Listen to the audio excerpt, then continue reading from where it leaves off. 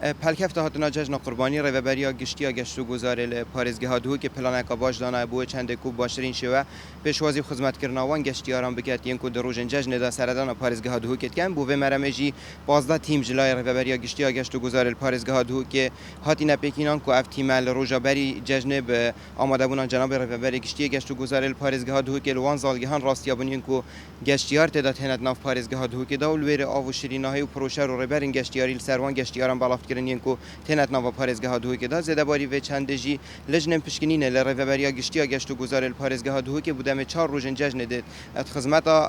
بنگه گشتیاری سنور پارێزگەها دوو که دا بنو د سردان وان بردام بن بوان بنگهان بو چند بزانن دیف مرجورن ماین گشتیاری کار خو انجام دن یا نه جه و خواندن پیشتر چندین جان ما آماجه پیکریا کو پارێزگەها دوو که یک شب دا جه و خواندن زدتری 15000 گشتیار نه کل پارێزگەها دوو که بمینن هک هاتو رجاج و زدتر جی لهات وکو ریوبریا گشتیا گشت و گزار پارێزگەها دوو که جمارن تلفن ریوبریا لسر همی بنگه گشتیاری سنور پارێزگەها دوو که بالاف کردن هر وسا برای تیم مل جمارن تلفنان لسر گشتیاران جی تنه بالاف کردن دم سردان پارێزگەها دوو که کن گشتیار لوی دمیشت تلفن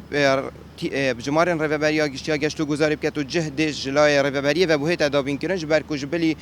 اوتل و موتل و شقن رای خستی و ریوبری ما چندین جهندین یده کنه سبارت آمار هاتنا گشتیاران در روزن جشن قربانی دا الدیف پیشبینی جلای ریوبریا گشتیا گشت و گزار پارێزگەها دوو که و هاتی نکردن پیشبینی هاتنا زیادتری 50000 گشتیاران تیتا کردن که در روزن جشن قربانی دا سردان پارێزگەها دوو که بکن که آمار جشن ده بودم 10 روزان هیتا برگردن